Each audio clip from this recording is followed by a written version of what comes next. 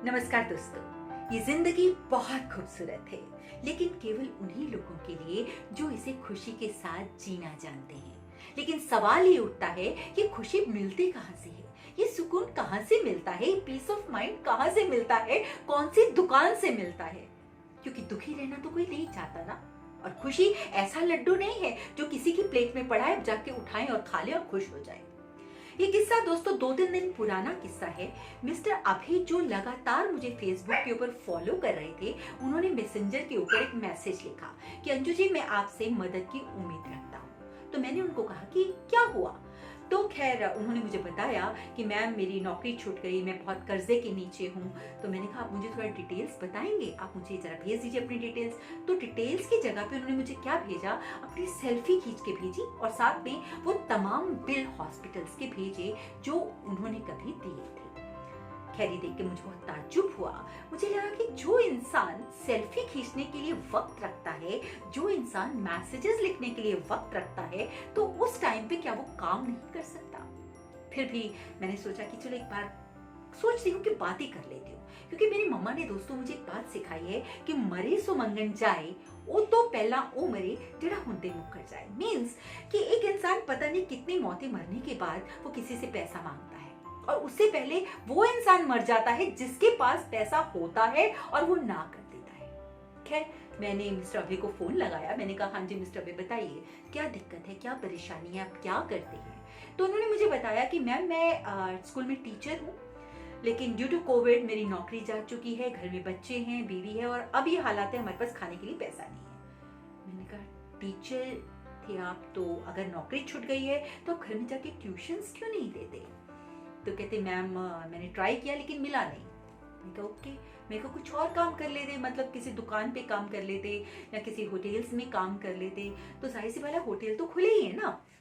तो कहते मैम मैंने कोशिश की, लेकिन आपको पता है कि ये कोई इतना अच्छा काम नहीं है। मैंने कहा हाँ अच्छा काम नहीं है। अरे अगर किसी होटल में जाके आप काम वेटर का काम भी कर लेते तो इसमें बुराई क्या है, मुझे तो कुछ नजर नहीं आती। मैं कह रही हाँ आपके कितने बच्चे हैं। कहते मैम मेरे 2 बच्चे हैं, एक बेटा जो है वो 10th स्टैंडर्ड में है और बेटिया 8th स्टैंडर्ड में है। मैं कहा आपकी वाइफ।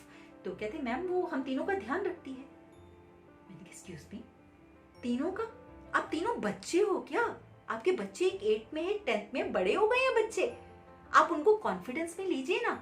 कहते मैम मतलब मैं समझा नहीं क्या कहना चाहती हैं। मैंने कहा मैं ये कहना चाहती हूँ कि आपकी बीवी भी दूसरों के घरों में जाकर काम कर सकती है। आज वक्त बुरा है तो कोई बात नहीं, कल को ठीक हो जाएगा ना। तो कहते मैम आप ये कैसी बात कर रहे हैं, ये कोई अच्छी बात थोड़ा ना है, और बच्चे क्या सोचेंगे।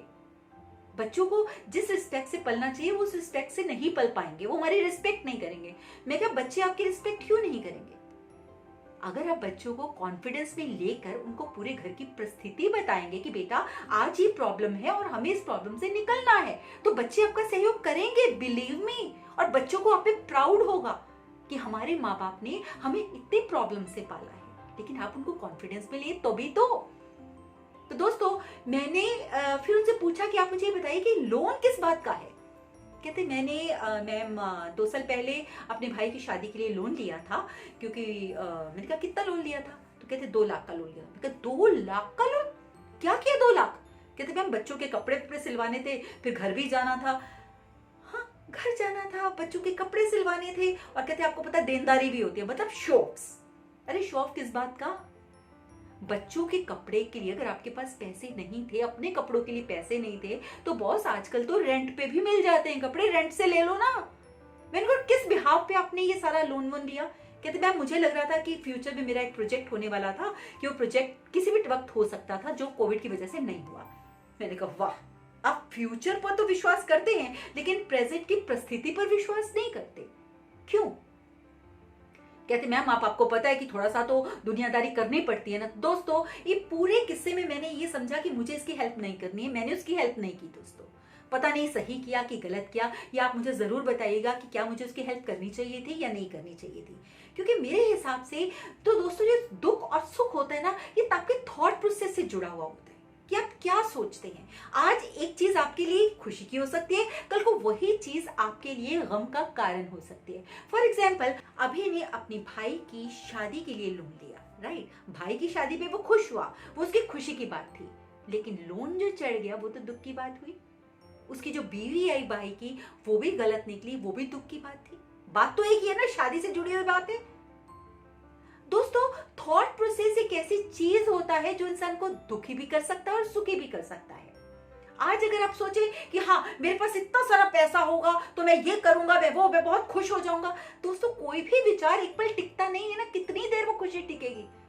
क्योंकि जब तक आप उस खुशी तक पहुंचेगी कोई ना कोई और प्रॉब्लम और आ सकती है और आएगी।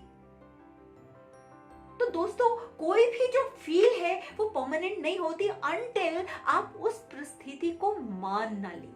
अगर आप मान लेते हैं कि ठीक है भाई परिस्थिति ऐसी ही है, आज अगर अभी नहीं मान लिया होता कि मेरे पास पैसा नहीं है, मुझे इसी जितना मेरे पास है उसी में गुजारा करना है, तो दोस्तों वो खुश रहता कि नहीं रहता? आप मुझे बताइएगा। खुशी का एक ही मंत्र है कि आप जैसे हैं, जिस परिस्थिति में हैं, आप उसको कबूल कीजिए। अगर आप मेहनत करते हैं तो मेहनत में खुशी ढूंढिए, ना कि शो ऑफ्स में। जितना शो ऑफ में पड़ेंगे दोस्तों, जितना लोगों से उधारी लेंगे, उतनी प्रॉब्लम्स में फंसेंगे।